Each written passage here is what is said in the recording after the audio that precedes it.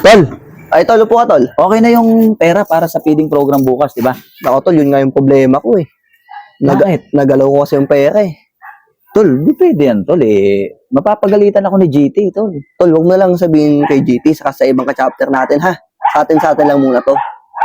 Hindi nga, tol. Kung tayo lang dalawa, wala namang problema. Ang problema, alam lahat ng mga brad dito na ako may hawak ng pera. Pinahawak ko lang sa'yo. Ano bang ginawa mo sa pera? Brad, pinambili ko ng pyesa ng motor para gumanda yung motor ko eh. Nang tokwa ka naman, Next week, sa sweldo ko, babalik ko Inuna yun. mo pa yung motor, hindi mo naman pera yung brad eh. Hindi Brad, next week, babayaran ko yun ha. Hindi nga eh, bukas na nga yung feeding program eh.